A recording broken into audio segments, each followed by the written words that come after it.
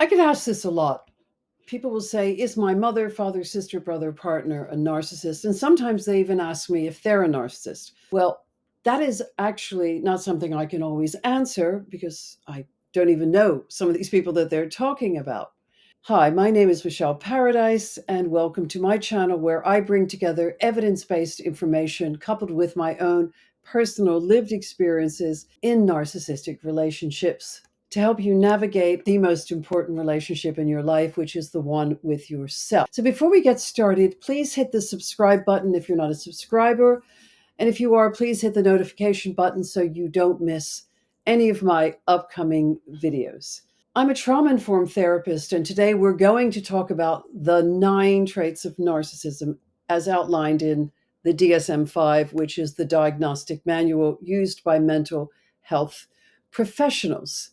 Now, before I start, I want to say this clearly. Having one or two of these traits doesn't make someone a narcissist. Most of us show some of them occasionally because we're human.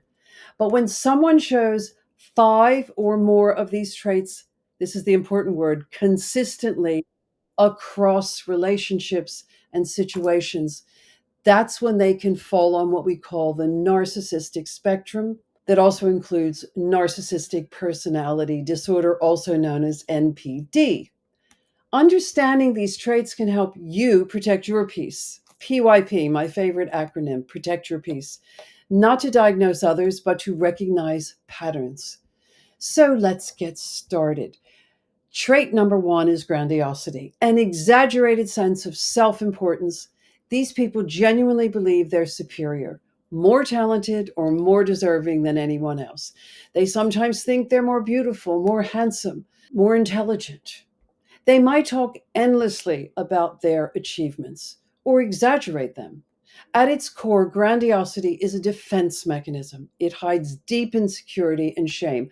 A narcissistic person high on the narcissist spectrum is the most insecure person in the room, even though their behavior belies that and they look like the most confident person in the room. They are not. The bigger the mask, the more fragile the person beneath it. Number 2, fantasies of unlimited success, power, beauty, or love. They live in a world of someday. Someday they'll be famous. Someday they'll find the perfect partner.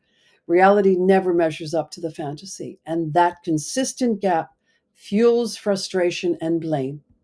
They can't tolerate ordinary because ordinary feels like failure. Number 3, the belief they are special. They think only other special, high status, or exceptional people can truly understand them or should be in their orbit at all. Everyone else, we are beneath them. This creates a constant sense of hierarchy where relationships aren't based on equality, but on superiority and inferiority. It's why so many narcissistic individuals struggle with authentic intimacy. Equality feels threatening to their fragile sense of self. Number 4, the need for excessive admiration. Not just admiration, but excessive admiration. Validation is their oxygen. If you stop feeding their ego, they deflate or they rage. They crave attention the way a starving person craves food. Without it, their false self starts to crumble and they'll do almost anything, charm, manipulate, provoke to get it back. Number 5, a sense of entitlement. Rules and boundaries don't apply to them. They expect special treatment simply for existing. If they don't get it, they see it as an injustice rather than equality. This is where you'll often see control tactics, guilt trips, sulking, or revenge to reestablish their sense of superiority. Number 6, exploitation of others. They use people as tools, emotionally, financially, or professionally. Relationships become transactions. Empathy takes a backseat to utility. What can you do for me? This is why being in a relationship with a narcissist feels so draining. You're being mined for energy, not met in mutuality. Number 7, lack of empathy. They struggle to recognize or care about how their behavior affects others. When you express pain, they twist it into blame. You're too sensitive, or you made me do it. It's not that they're incapable of empathy. In theory, it's that empathy threatens their control. Feeling your pain would mean facing their own guilt, and that's intolerable to them. Number 8, envy of others, or belief that others envy them. They can't celebrate other people's success. Your happiness feels like a personal insult to them. If you're thriving, they'll minimize it, copy it, or secretly sabotage it. This just happened to me recently, and it's an extremely painful situation. I can vouch for that. This envy comes from comparison. Their world depends on feeling above you, so your success destabilizes them.